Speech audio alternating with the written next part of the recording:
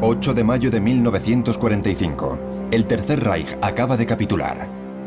En las ruinas de Berlín solo hay mujeres, viudas, huérfanas que lo han perdido todo. Aún así, son ellas las que retiran los escombros para reconstruir el país. Auténticas heroínas inmortalizadas en las grandes ciudades alemanas. Es una historia fabulosa de unas mujeres que restituyen el honor de Alemania con sus propias manos. Demasiado bella para ser cierta. Pocos años antes, esas mismas alemanas aclamaban a Adolf Hitler, su Führer. En 1939, de los 40 millones de mujeres del Reich, 12 millones eran miembros de alguna organización afiliada al partido nazi. Izquierda, derecha, izquierda, derecha. Siguiendo la música. Y nosotras respondíamos, ¡Heil Hitler! Así empezábamos el día. Ningún otro régimen ha sabido movilizar a las mujeres a tan gran escala. Las madres nacionalsocialistas garantizaban la descendencia aria y proporcionaban soldados para el frente. El régimen formó a más de 600.000 enfermeras nazis. 500.000 auxiliares se incorporaron a los servicios de la Wehrmacht. 500.000 mujeres sirvieron en los territorios ocupados del este. Cifras que revelan hasta qué punto el régimen de Hitler dependía de la contribución del llamado sexo débil para su empresa asesina. Las mujeres recibían órdenes y obedecían. Eran el engranaje del sistema. Ellas hicieron vivir el régimen, hicieron vivir esta ideología. También participaron en lo peor. Fueron guardianas en campos de concentración, convirtiéndose en culpables de tortura y asesinato. ¡Qué horror! Esas mujeres se habían convertido en verdugos. Eran verdugos. Quizá hubiese alguna psicópata, pero la mayoría eran mujeres corrientes. Espectadoras de los crímenes nazis, cómplices o asesinas. ¿Quiénes eran las mujeres del Tercer Reich? ¿Cómo se convirtieron en partes esenciales del régimen? ¿Cuál es el alcance de sus crímenes? Esta es la verdadera historia de las mujeres alemanas del Tercer Reich.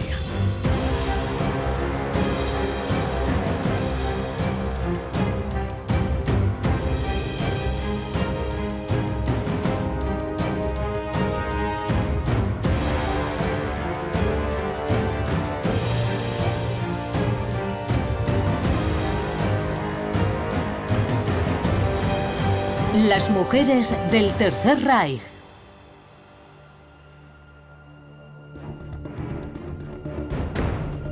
Noviembre de 1918.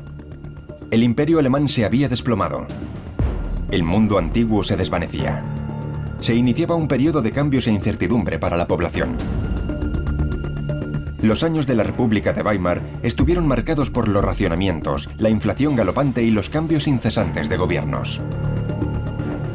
En las calles se libraban enfrentamientos encarnizados entre nacionalistas y comunistas que parecían una guerra civil. Todos estos acontecimientos, incluido el Tratado de Versalles, provocaron la sensación de estar viviendo una época muy inestable y peligrosa.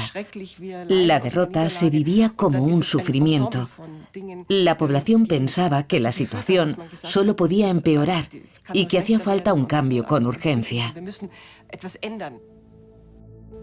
Aterrorizadas ante el caos, las mujeres alemanas habían perdido la confianza en la democracia y en sus políticos.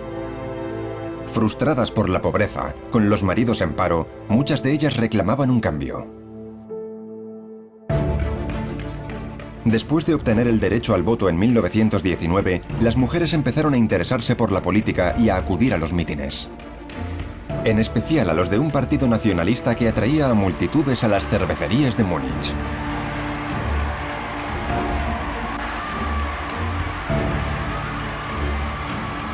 Las primeras activistas dejaron por escrito sus recuerdos en cartas, diarios y autobiografías.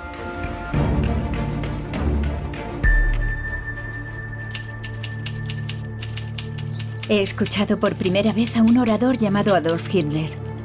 He vuelto a casa embelesada por sus ideas, su lenguaje poderoso, el brillo fanático de sus ojos. Por fin he visto una solución a la pobreza del pueblo alemán. En mi fuero interno le doy gracias a Dios por haberme dado al Führer. Las mujeres estuvieron presentes y participaron desde el comienzo en la creación del partido nazi. Las mujeres que participaron desde los años 20 habían vivido la Primera Guerra Mundial, después la derrota y la miseria.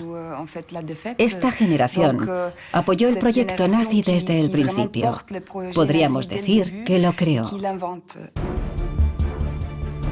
En 1926 vio la luz la primera unión de mujeres nacionalsocialistas. Amas de casa, estudiantes o trabajadoras, mujeres de todas las clases sociales se implicaron activamente en las filas del joven partido. En la campaña electoral de 1932 redoblaron esfuerzos para llevar a Adolf Hitler al poder. Imprimieron octavillas, confeccionaron banderas con la cruz gamada, repartieron bebidas y alimentos entre los asistentes a los mítines. Incluso pusieron en riesgo sus vidas en alguna ocasión.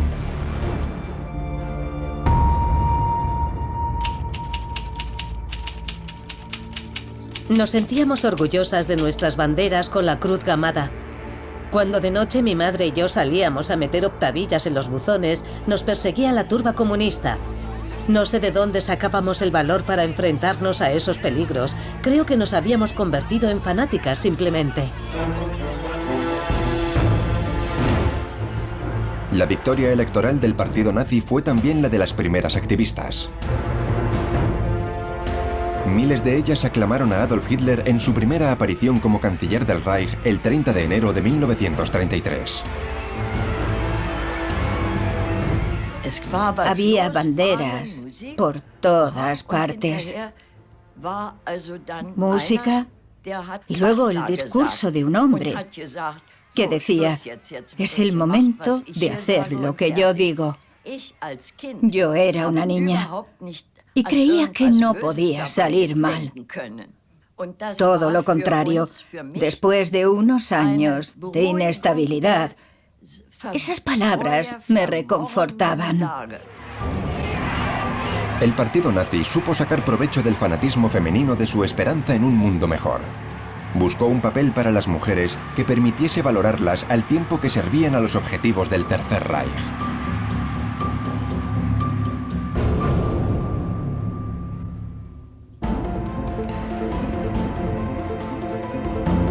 Pese a sus ademanes caballerosos, Adolf Hitler tenía una opinión muy clara sobre la mujer y su papel en la sociedad. En uno de sus numerosos monólogos declaró ante sus colaboradores más cercanos: el deber de la mujer es estar guapa y tener hijos. El pájaro hembra incuba los huevos y cuida sus plumas para gustar al macho. A cambio, el macho protege el nido de los invasores. Estaba todo dicho. Para Hitler, el orden mundial y la política eran cosa de hombres. No había sitio para las mujeres. Hitler insistió en la subordinación de la mujer al hombre. A partir de 1921, se aseguró de que las mujeres no pudieran ocupar cargos en la dirección del partido. A lo sumo podían ser compañeras en la lucha, pero solo en cargos de categoría inferior. Aunque subordinada al hombre, a la mujer alemana se le atribuyó un papel fundamental en la sociedad nazi: el de madre. Debía proporcionar una descendencia puramente germana a la nación alemana. El nazismo valoró desde el principio el papel de la mujer como pilar. Según Hitler, la mujer es la célula madre del Estado. Es decir, que valoraba el papel de la mujer y, sobre todo, le daba el poder de ser garante de la raza aria y también de la sociedad nazi que se estaba gestando. Las mujeres eran muy importantes para él. Traían niños al mundo, niños alemanes. Nuestras queridas mujeres, sus mujeres. Oh, Dios. Si lo piensas, es una locura. Muchas alemanas eran sensibles al discurso antifeminista. La mayoría de ellas ignoraba la lucha de las sufragistas y criticaba la relajación de la moral de las grandes ciudades. Berlín y sus años locos, el brillo de su disoluta vida nocturna, no era un modelo para todos, ni mucho menos. En aquel entonces, muchas mujeres vivían en ciudades pequeñas o en el campo. Para ellas, Weimar no significaba medias de seda ni emancipación. Seguían haciendo lo que habían hecho desde siempre, trabajar en la granja o en la carnicería del marido. Es decir, tenían unas vidas y unos roles bastante tradicionales. Para ellas resultaba muy atractivo que se valorase y se diese importancia tanto a la madre como lo que representaba la familia. No somos solo hembras, objetos del deseo animal. Hemos recuperado el derecho a realizarnos en nuestro rol de mujeres como madres. Por fin podremos crear un linaje de hombres auténticos y les inculcaremos rectitud, orgullo y pureza. Lejos de imponer el nuevo rol a las alemanas, los nazis adoptaron medidas para que las mujeres volvieran a los fogones voluntariamente.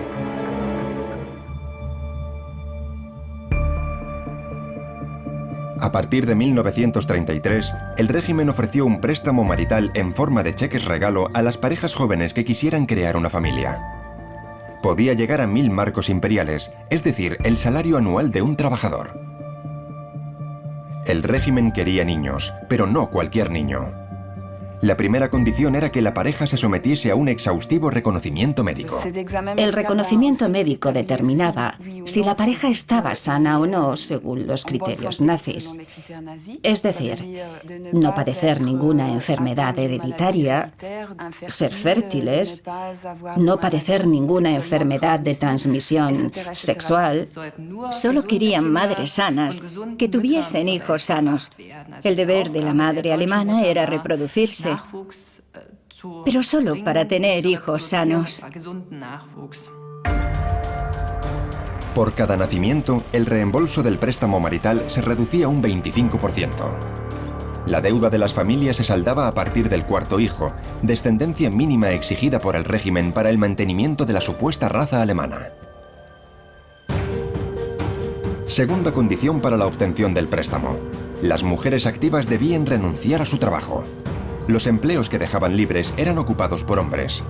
El resultado fue un espectacular descenso del paro. La economía alemana volvía a crecer. Recuerdo que me sentí aliviada al ver que volvía la tranquilidad después de años de caos. Todo volvía a estar en orden. Para nosotros, las banderas rojas, blancas y negras con la esvástica eran tan solo un detalle más. Hitler quería cuidar de las madres alemanas, indispensables para sus proyectos políticos. Le gustaba decir: madres, vuestras cunas son ejércitos durmiendo. Por eso, el Führer creó una distinción especial, la Cruz de Honor de la Madre Alemana. Una amiga de mi madre tuvo 5 hijos. Le concedieron la Cruz de Honor de la Madre. La llevaba con orgullo y todo el mundo la felicitaba. Hubo muchas madres como ella. Tuvieron muchos hijos para proporcionarle soldados a Hitler. De bronce por 4 hijos. De plata por 6 hijos. Y de oro por 8 hijos. En total, 5 millones de mujeres recibieron la distinción. El régimen logró su objetivo. Entre 1933 y 1939, los nacimientos aumentaron hasta un 25%. Todos estos préstamos, estas distinciones, estaban reservadas a las mujeres que cumplían todos los requisitos y además estaban en el bando correcto. Los judíos, los socialdemócratas, los comunistas y otros grupos de indeseables para los nazis estaban excluidos. Se sentían orgullosos de estar en el grupo correcto y no en el otro. Estar en el grupo correcto. Esa era la clave.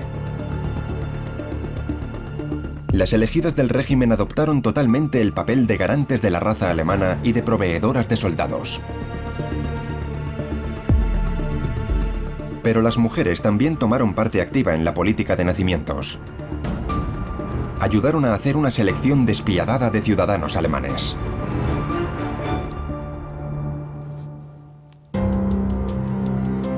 El régimen necesitaba controlar los nacimientos para poder poner en práctica su idea delirante de una nación pura. Su primer apoyo, las matronas. El Estado las necesitaba para acercarse a las madres en la intimidad del hogar. En una época en la que las mujeres no iban al hospital a dar a luz, sino que lo hacían en casa, las matronas se convirtieron en unas personas de confianza muy importantes. El régimen las incluyó en el sistema sanitario del Estado, en donde desempeñaban una labor relevante. Tenían que redactar informes de los nacimientos y denunciar los casos de niños con malformaciones. Recibían una prima por cada niño que denunciaban. Así que cuando nacía un niño con alguna malformación, aunque fuera un simple labio leporino, lo comunicaban a los servicios sanitarios. Las listas realizadas por las matronas pasaban a las manos de los médicos nazis. Las consecuencias para las madres y los niños eran dramáticas, como demuestra este diagnóstico. Rosalie Lischka, diagnóstico esquizofrenia. Según los conocimientos médicos, es muy probable que su descendencia pueda padecer enfermedades mentales. Conforme al anterior párrafo, la paciente debe ser esterilizada. La medida más importante y más violenta que el régimen adoptó en el marco de la política demográfica fue la esterilización masiva. Alrededor de 100.000 hombres y 200.000 mujeres fueron esterilizados de manera forzosa. Pero muy pronto no se conformaron con el cruel método preventivo. A partir de 1939, el régimen decidió eliminar la parte de la población que no se ajustase al ideal nazi. El objetivo de los nazis era poner en práctica la teoría de la higiene racial. Dicha teoría se basaba en la idea absurda de que sería posible erradicar todas las enfermedades hereditarias esterilizando a todas las personas que padeciesen una enfermedad o matando a las que ya habían venido al mundo. Pensaban que de este modo las enfermedades no se transmitirían a las nuevas generaciones. Hitler autorizó una matanza a gran escala llamada oficialmente Action T4. Se trataba de un programa de eutanasia para la eliminación de todos los indeseables para la sociedad y la raza alemana, en especial aquellos con discapacidades físicas o mentales. A principios de 1940, un equipo médico cuidadosamente seleccionado fue convocado por la Cancillería para informarles del siniestro proyecto. Entre ellos una veintena de enfermeras. Serían las encargadas de matar a los seres humanos que la doctrina nazi calificaba de vidas indignas de ser vividas. La participación en este programa era totalmente voluntaria. Nadie nos obligó y ninguna pusimos objeción. Entonces el jefe médico nos hizo prestar juramento de confidencialidad. El régimen creó nuevas escuelas de formación y supongo que también creó un tipo diferente de enfermera a la que inculcaron estos valores eugenésicos. Las enfermeras aprendían a clasificar a los pacientes en dos categorías diferentes: los pacientes superiores y los inferiores, los pacientes que podían ser tratados y los que eran una carga para la sociedad. El régimen formó a más de 600.000 enfermeras con estos principios. El programa de eugenesia T4 se llevó a cabo en lugares secretos del territorio alemán. Las víctimas eran conducidas del hospital a los campos de exterminio de Hadamar, Grafenegg y Hartheim para ser asesinadas en las primeras cámaras de gas de la historia del nazismo. Las enfermeras eran indispensables para llevar a cabo la depuración masiva. Las enfermeras se encargaban de acompañar a los enfermos desde los hospitales hasta los campos de exterminio. Les ayudaban a desnudarse, los tranquilizaban y los llevaban hasta el interior de la cámara de gas. A partir de 1941, los discapacitados fueron asesinados en todos los hospitales psiquiátricos del Reich. Los métodos cambiaron. Unos morían de hambre y otros eran asesinados con sobredosis de medicamentos. Las enfermeras pasaron del contacto con el paciente a la acción, como en este hospital de Großschweidnitz, cerca de Dresde. Siguiendo órdenes, yo debía sedar a los pacientes que estuviesen demasiado agitados o agresivos, los que nos diesen demasiado trabajo ensuciando constantemente las sábanas, los que derrocharan material médico arrancándose las vendas, los que presentasen un gran deterioro físico o estuviesen cubiertos de eczemas y pus. Tenía que administrarles sobredosis de Veronal o de Luminal para llevarles a un sueño profundo del que ya no despertaban. Tras la guerra, las enfermeras negaron su responsabilidad, alegando que cumplían las órdenes de los médicos. Pero la realidad era mucho más compleja. Las enfermeras describían el estado de salud de los pacientes y, en función de la información que ellas mismas transmitían, el médico decidía sobre la vida o la muerte del paciente. Tenían una influencia importante en el diagnóstico y algunas tomaban solas la responsabilidad de ordenar que cometiesen los asesinatos. Se estima que con la colaboración de matronas y enfermeras, alrededor de 300.000 personas con discapacidad física o mental fueron exterminadas.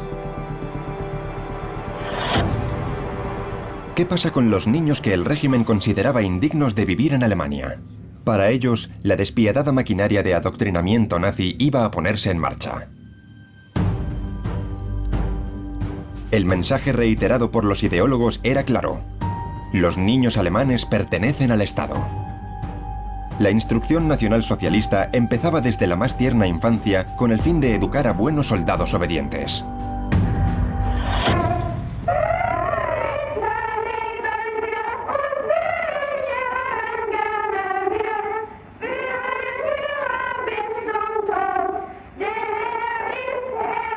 Teníamos el brazo en alto todo el día. En el colegio por la mañana el profesor nos saludaba y nosotras respondíamos ¡Heil Hitler! Así empezábamos el día. Las niñas entraban en las organizaciones hitlerianas para la juventud a partir de los 10 años de edad. La más importante era la BDM, la Liga de Jóvenes Alemanas. El equivalente femenino de las juventudes hitlerianas. Al igual que cerca de 4,5 millones de niñas, Else y Lisa pertenecieron a una de estas organizaciones. 70 años después, nos hablan del adoctrinamiento. Fue en 1940. Yo estaba entusiasmada. Llevaba uniforme, todas las niñas llevábamos el mismo. Pertenecíamos a una unidad. No había nada más. Se suponía que era nuestro único centro de interés. Tuve que quitarme los pendientes porque una chica alemana no debía llevar pendientes ni maquillarse. Había que tener ojos azules, ser rubia, caminar recta y ser blanca como la nieve. Cantábamos mucho. Contábamos historias, nos divertíamos juntas. Un fin de semana fuimos al campo e hicimos un fuego de campamento. Era muy romántico. Yo me sentía muy bien. Me gustaba mucho ir a las reuniones. Yo era hija única y estaba contenta de poder formar parte de algo. Me sentía importante y estaba orgullosa. Orgullo y sentimiento de pertenencia a una comunidad. Para muchas niñas de la BDM era como una segunda familia. En algunos casos, la organización alejaba a sus jóvenes miembros de sus padres, llegando a provocar conflictos en los hogares. Un día mi madre me dijo: Hitler y sus colaboradores son como los demás políticos, trabajan en beneficio propio. Recuerdo que me enfadé con ella y le dije: no, mamá, son idealistas, solo quieren nuestro bien. La propaganda nunca estaba lejos. Canciones, deportes y obras caritativas eran en realidad una oportunidad para reiterar los principios de la ideología nazi y unificar las mentes. Nuestra jefa de grupo nos hablaba de Adolf Hitler. Nos decía que iba a salvar al Reich alemán de los judíos. Nos decía que los judíos eran personas deshonestas, prestamistas de dinero, y no se podía confiar en ellos. No necesitábamos a ese tipo de personas, por eso todos iban a ir a campos de concentración. Había una frase que repetían a cada momento, constantemente: los judíos son nuestra desgracia. Así, después de haber mamado la ideología eugenésica, racista y antisemita, legiones de jóvenes estaban preparadas para servir a los objetivos del Reich.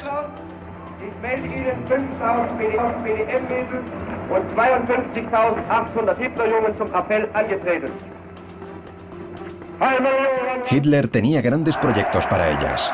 Iban a ser las conquistadoras del Lebensraum, espacio vital que el Führer se disponía a conquistar en el este.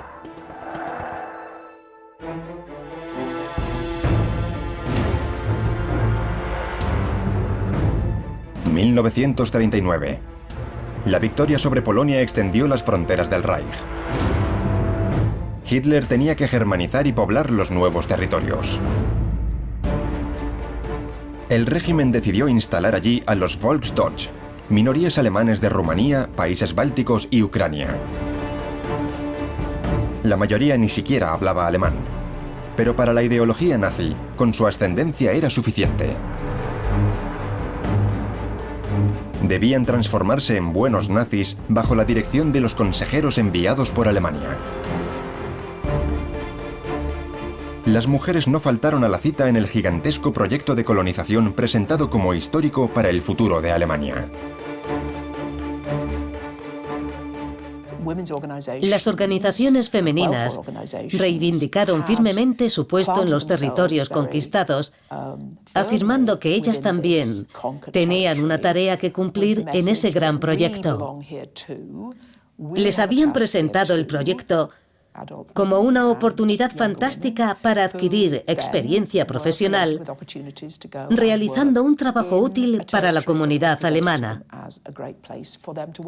Les prometían una gran autonomía, la posibilidad de demostrar su valía y también poner su talento al servicio de la gran causa.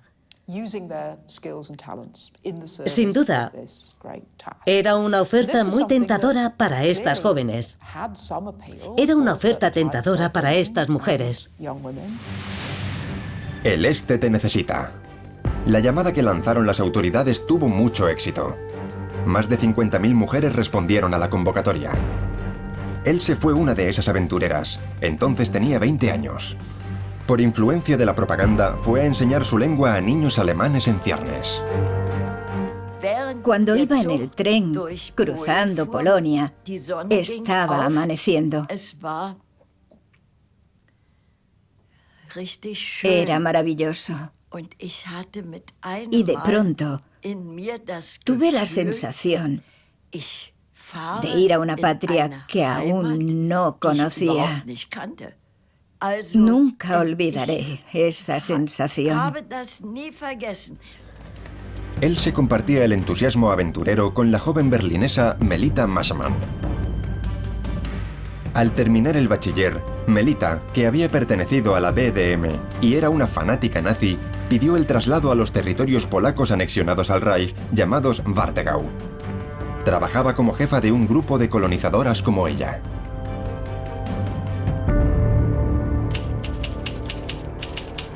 Me sentía feliz de trabajar en el Warthegau. No habría cambiado ese puesto por ningún otro en Alemania. Mis compañeras y yo considerábamos que era un honor poder ayudar a conquistar ese territorio para nuestro pueblo y su cultura. La experiencia nos parecía una gran aventura. El hecho de dejar el hogar, de ganar independencia, era una forma de emancipación para estas jóvenes, aunque se produjese en el marco de una ideología que no tenía nada de emancipadora. Pero las jóvenes vivían la aventura a costa de la población local. 100.000 polacos fueron expulsados violentamente de sus casas.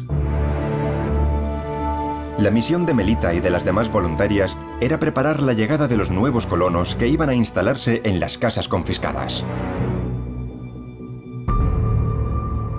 La mayoría de las casas estaban sucias, confirmando nuestro sentimiento de superioridad. Era el famoso desorden polaco. Creíamos que ya era hora de que los campesinos alemanes limpios y ordenados ocupasen estos terrenos. Con abnegación y pasión, las colonizadoras transformaron los pueblos polacos y judíos en pueblos alemanes. También participaron en la confiscación de la ropa y mobiliario que se redistribuyó entre los recién llegados. La población local, impotente, tuvo que ponerse al servicio de las nuevas dueñas y señoras. En aquella época, yo tenía una criada polaca de 14 años. Su padre era carpintero. A su familia la echaron de su propia casa y ahora vivían en cabañas en algún lugar cerca del pueblo. Yo sabía que estaba mal, pero así eran las cosas. No se podía cuestionar nada. Al leer los folletos de la propaganda, te das cuenta de que el régimen sabía que las jóvenes podrían sentir piedad hacia la población local. Para remediarlo, la propaganda les insistió en lo siguiente: que debían aprender a controlar las emociones, pensando en la finalidad de la misión. Y la finalidad era sencillamente el brillante futuro de Alemania. Cuando trabajé en ese pueblo, solo pensaba en una cosa. Tenía que estar ahí por mis alumnos. Ellos me necesitaban. A cambio del compromiso inquebrantable, el régimen mantuvo sus promesas. Las jóvenes tenían unas responsabilidades y un poder que nunca antes habían conocido. Cuando los trabajadores polacos se mostraban vagos o impertinentes, las campesinas alemanas venían a buscarme. Un día le di una bofetada a un joven. Las mujeres tenían un gran margen de maniobra, porque hay que tener en cuenta que eran unas sociedades muy segregadas que podríamos calificar de apartheid, en las que cualquiera que perteneciese a la comunidad racial alemana tenía un poder enorme sobre las personas de las sociedades locales, incluyendo a los hombres. El régimen tenía una cosa muy clara: la fuerza de trabajo de las mujeres se había vuelto imprescindible. En 1941, los territorios bajo ocupación nazi se extendían del Atlántico a las puertas de Moscú y necesitaban un aparato administrativo gigantesco. 500.000 auxiliares trabajaban al servicio de la Wehrmacht, 22.000 auxiliares al servicio de las SS, y 50.000 secretarias trabajaban en las agencias de trabajo del Reich, en las empresas de obras públicas y en los servicios de represión, como la Gestapo. Nos imaginamos a una secretaria detrás de una máquina de escribir, lejos de todo. Pero no era así. Alguien tenía que tomar notas en los interrogatorios. Había interrogatorios en despachos, pero algunos se produjeron bajo la coacción de la tortura en habitaciones insonorizadas para ocultar los gritos.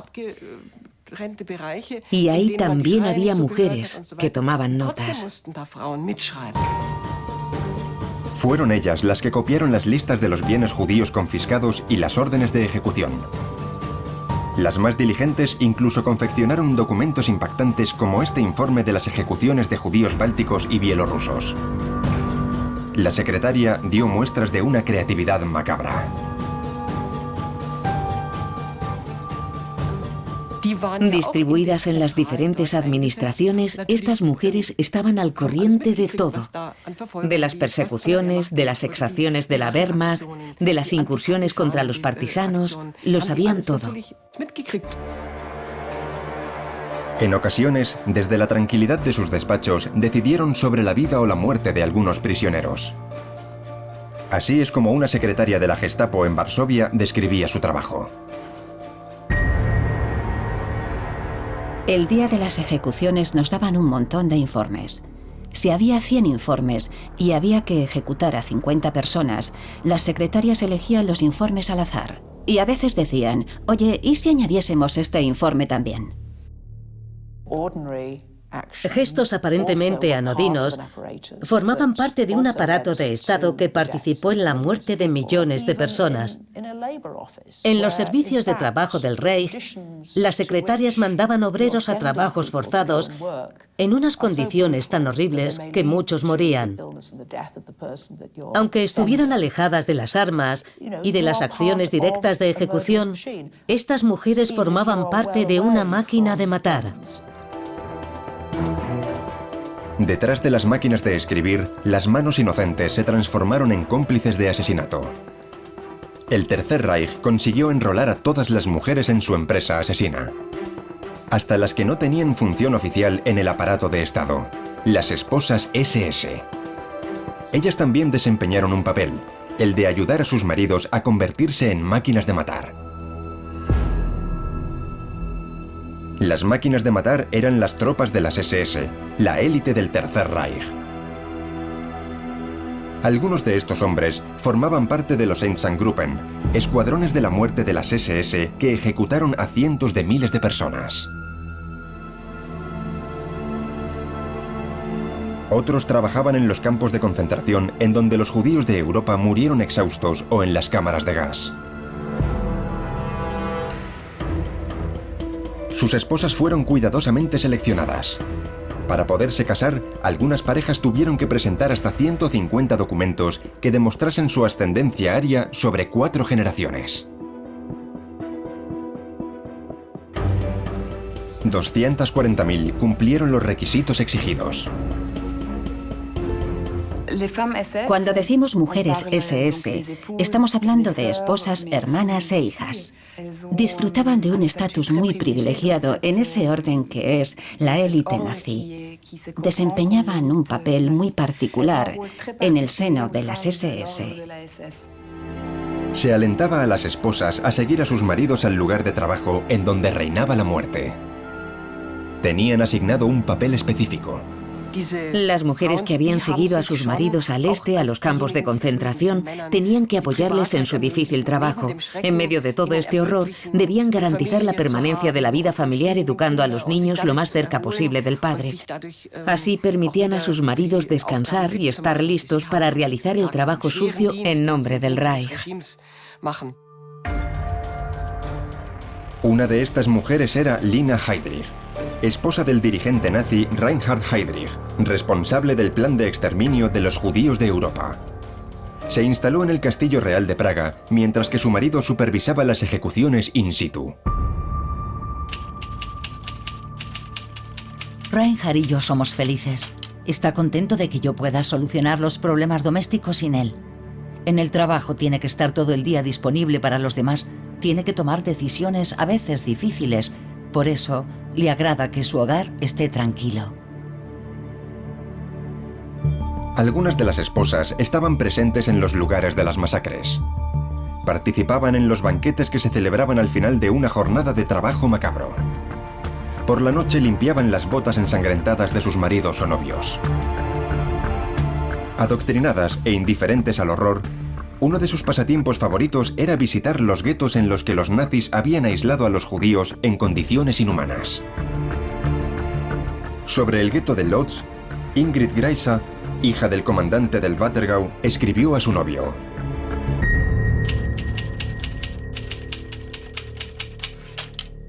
Es genial. Una parte de la ciudad está cerrada, rodeada de alambradas. Dentro está la chusma. Esa gente no hace más que vagar por las calles. Todos deben llevar 2 estrellas amarillas en la ropa, una delante y otra detrás. Se le ha ocurrido a papá. Lo llama con orgullo el cielo estrellado de Lodz. No podemos sentir lástima por esas personas. No sienten las cosas de la misma forma que nosotros. No tienen sentido de la humillación que soportan.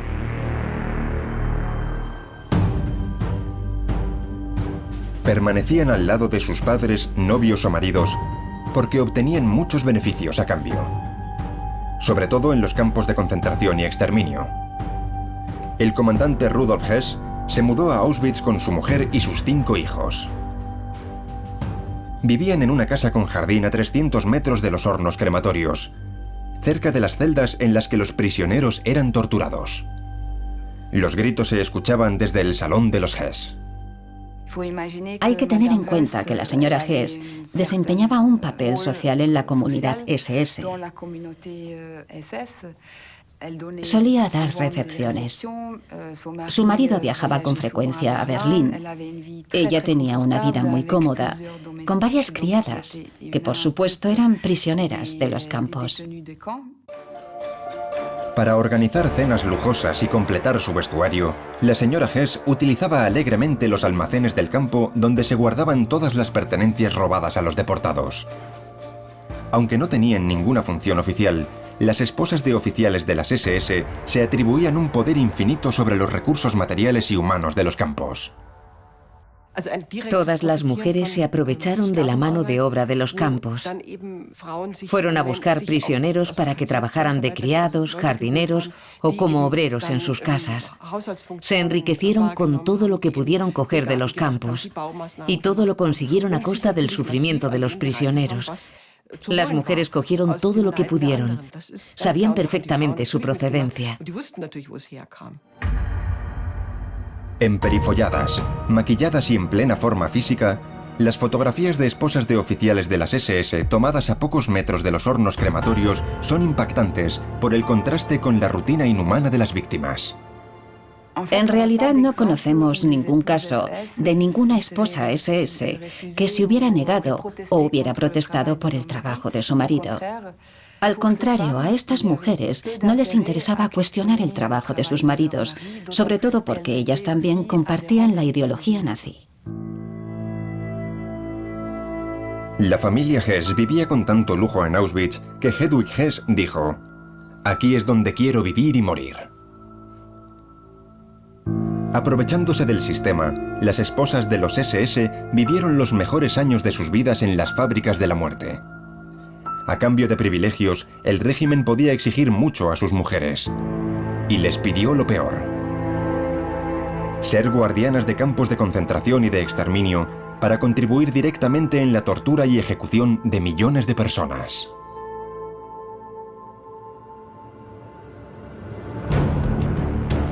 Guardiana de campo de concentración.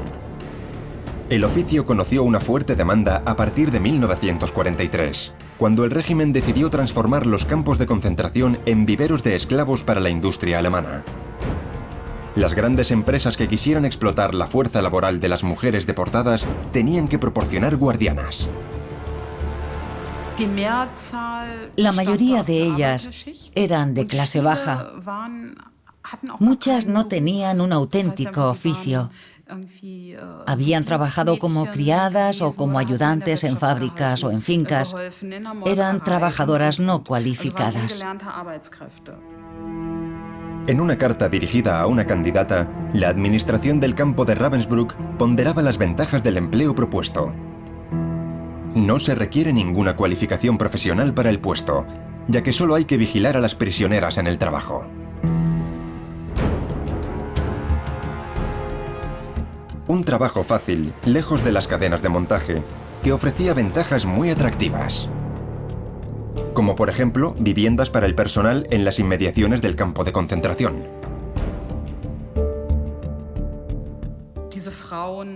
Las mujeres pasaban a ser funcionarias del Estado. Ganaban un buen sueldo, disfrutaban de seguro médico y cotizaban para tener una pensión de jubilación.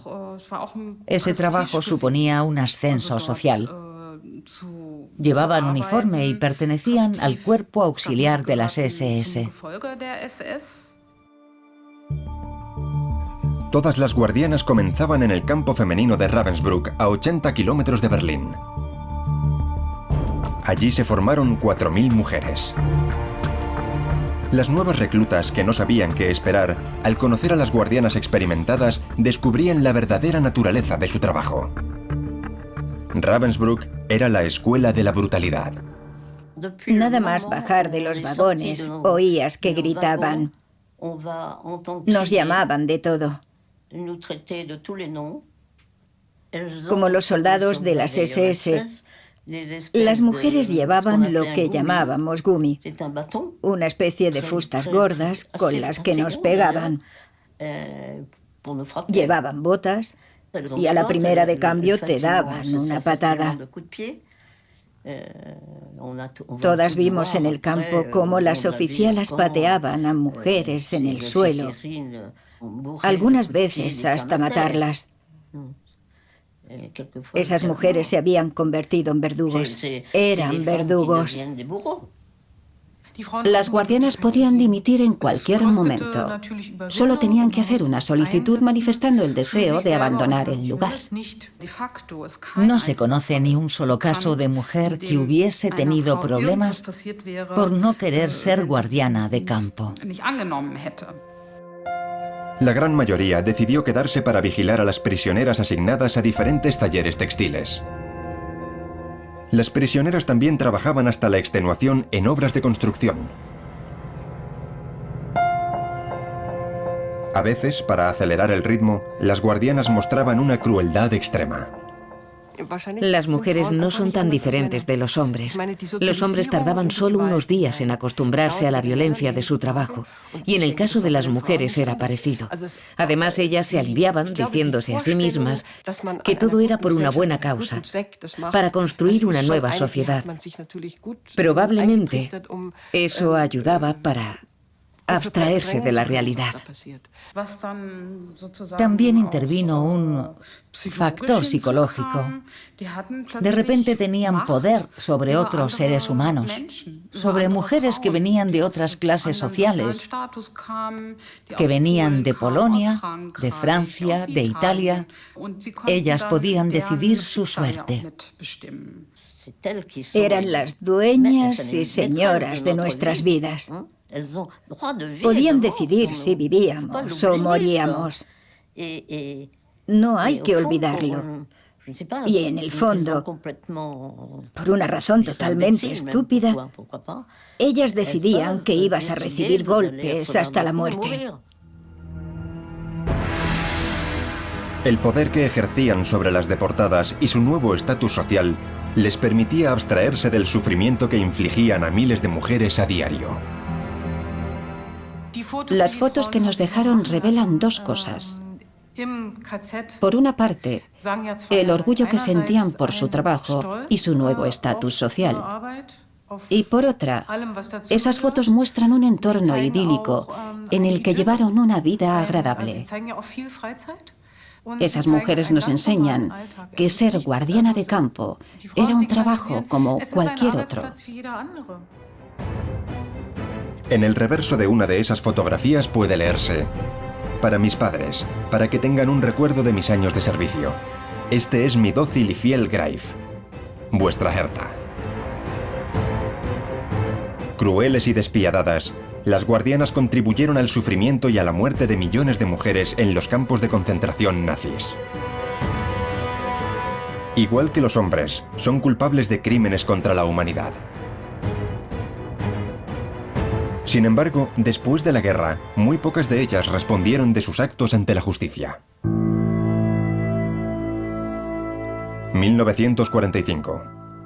Con la liberación de los campos, el mundo se enfrentó al horror del nazismo. Asimismo, descubrió que las mujeres también habían participado en los crímenes. Algunas guardianas de campos, cómplices más visibles del régimen, fueron juzgadas por tribunales aliados. Todas se declararon no culpables e intentaron minimizar su función. Considero que he sido una pequeña pieza del engranaje, sin voluntad propia, en el seno de una máquina. No era libre. He vivido como las prisioneras, coaccionada. Soy inocente. También dijeron que solo habían hecho su trabajo, vigilar a las prisioneras. Y si alguna vez habían recurrido a la violencia cuando las prisioneras se habían portado mal, había estado justificado. Pero la mayoría de ellas negaron cualquier violencia. Cuando se enfrentaron a sus actos, dijeron que estaban abrumadas, que estaban psicológicamente agotadas. En los primeros juicios que se realizaron después de la guerra, algunas mujeres fueron condenadas a morir en la horca, igual que los hombres. La justicia de los aliados se ocupó también de las enfermeras enroladas en el programa de eutanasia, como Elsa Sasche, de Großweinich. Condenada a 15 años de prisión, trató de justificar sus actos. Confieso haber sentido remordimientos al administrar sobredosis de medicamentos a esa pobre gente. Pero por compasión hacia ellos, olvidé mis sentimientos. Además, cumplía órdenes del ministerio. La responsabilidad debería recaer sobre ellos. Pero los juicios contra mujeres, aunque muy mediáticos en su momento, fueron la excepción a la regla. La mayoría de las guardianas y de las enfermeras escaparon a la justicia y al juicio de la historia. A la mayoría de las guardianas no les costó nada desaparecer. La imagen de la mujer tranquila por naturaleza impidió ver que habían sido muchas. Durante mucho tiempo no se supo cuántas. Después de la guerra, no les resultó difícil cambiar de apellido casándose y así desaparecer en la nueva sociedad alemana. La justicia ignoró por completo a algunas cómplices del régimen, como las secretarias y las esposas de los miembros de las SS.